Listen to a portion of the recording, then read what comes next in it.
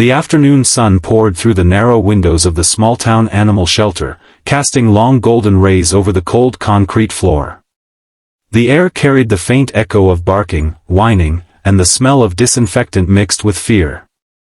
Among the cages, one in particular stood out, the one everyone avoided. Inside, a large German shepherd named Brutus prowled restlessly, his eyes wild and mistrustful. His reputation had earned him the name Killer Dog. No one dared to go near him since the day he lunged at a volunteer. Once a victim of illegal dog fights, Brutus had known only pain and aggression.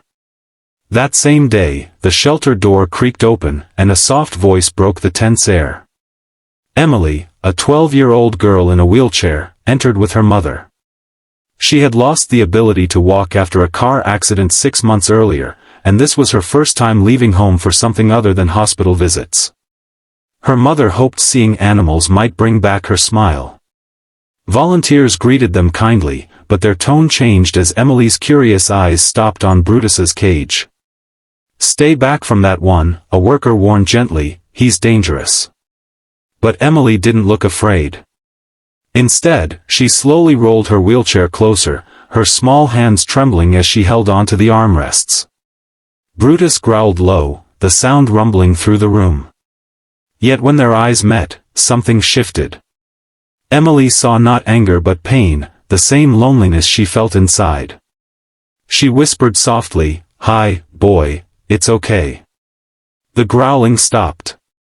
Brutus's ears tilted forward, his expression confused but calmer.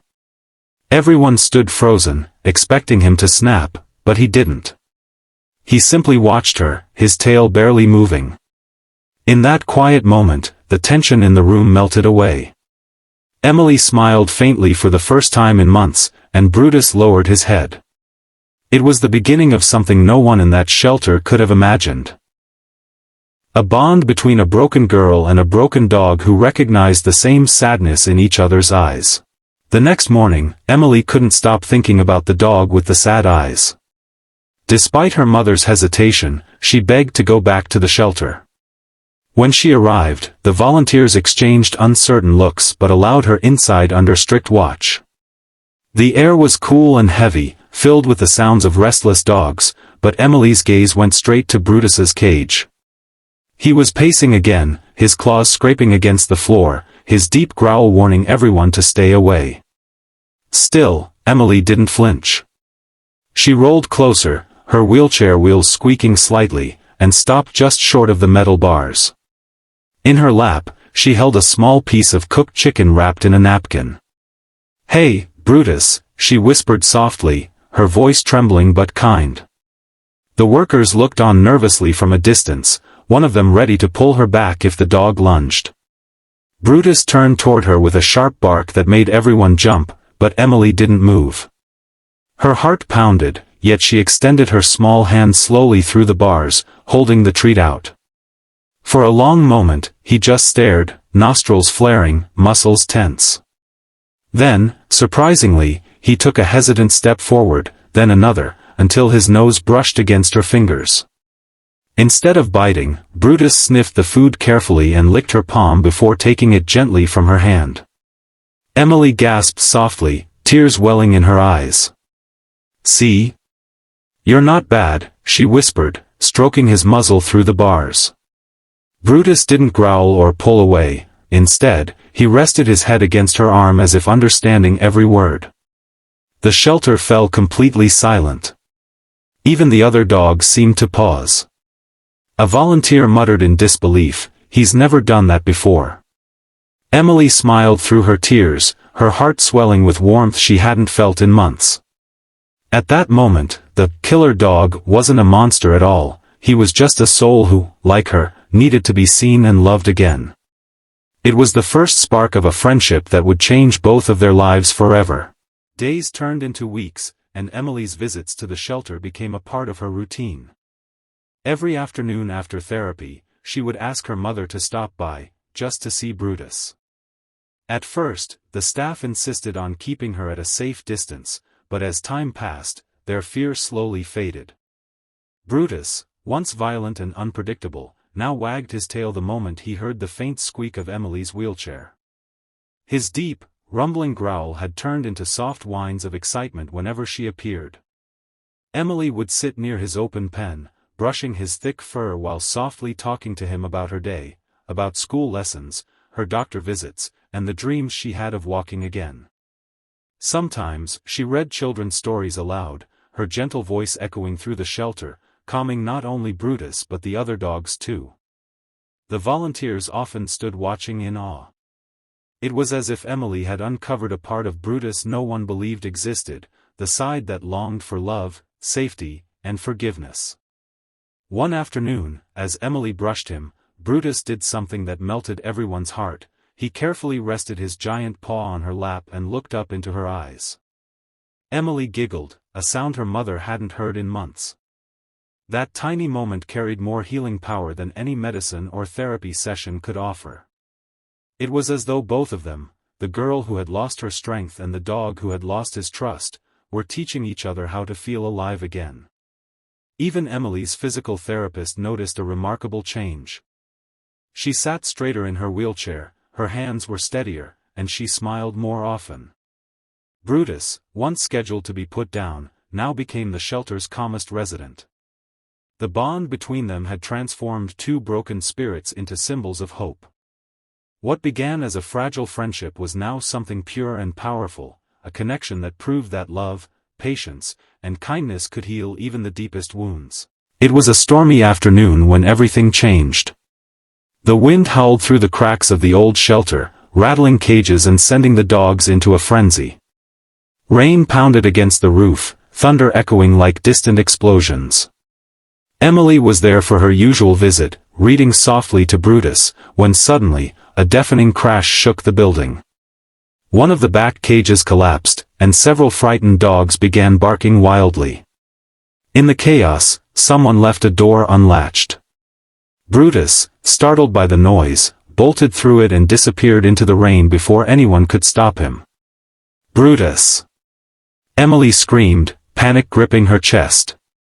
Volunteers rushed outside, calling for him, but the storm drowned their voices. Her mother tried to hold her back, but Emily refused. Tears mixed with the rain as she wheeled herself out of the shelter and into the muddy street, her heart racing. The cold wind stung her face, but she kept moving, calling his name over and over. Brutus! Come back, boy! Her voice cracked with desperation. Several blocks away, she spotted flashing lights. A group of police officers had surrounded a large, soaked German shepherd growling in fear. They raised tranquilizer guns, preparing to shoot. Emily's breath caught in her throat. No! Don't hurt him, she cried, rolling forward through the rain as fast as her arms could move. The officers hesitated, unsure what to do. Brutus's ears perked up at the sound of her voice. His body, once tense and defensive, softened.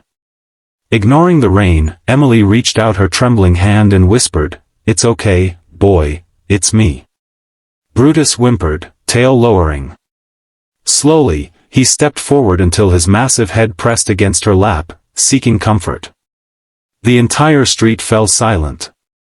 The officers lowered their guns, watching in disbelief as the so-called killer dog allowed a fragile, paralyzed girl to calm him with nothing but love. Emily buried her face in his wet fur, whispering, "You're safe now." In that storm, they found each other again, and everyone who witnessed it knew they had just seen something extraordinary. Months passed since that unforgettable night. Brutus was no longer the angry, frightened dog everyone once feared. He had a new home now, Emily's home. The once quiet house was filled with laughter again, the sound of Emily's giggles echoing through the hallways as Brutus followed her wheelchair from room to room. Every morning, he waited by her bed, wagging his tail softly until she woke up. Every evening, he rested his head beside her while she did homework or watched TV. They were inseparable, two souls who had rescued each other. The story of their bond spread throughout town. A local news crew came to film them for a segment called "The Dog Who Saved a Girl's Spirit." Cameras rolled as Emily brushed Brutus's fur, her smile brighter than ever. She told the reporter, "He helped me find my strength again. I think we saved each other." Brutus sat beside her, calm and proud, his once fierce eyes now gentle and full of trust. The shelter workers who had once called him dangerous watched with tears in their eyes. During one scene, the reporter filmed Emily in her physical therapy session. For months, she had been working hard, and now, for the first time, she tried to stand with support bars. Brutus sat at her side, watching closely, tail wagging as if cheering her on. With trembling legs and determination in her eyes, Emily pushed herself upward, just a few inches, but enough to make everyone gasp. Her therapist clapped, her mother cried, and Brutus barked once, as if celebrating. Emily laughed breathlessly, whispering, "We did it, boy." As the camera zoomed in for the final shot, Emily wrapped her arms around Brutus's neck. The reporter's voice narrated, "They said she would never stand again, and he could never be tamed. But together, they proved that love heals even the deepest scars." The screen faded to black as Emily whispered softly to Brutus, "You didn't just save me, you taught me to live again."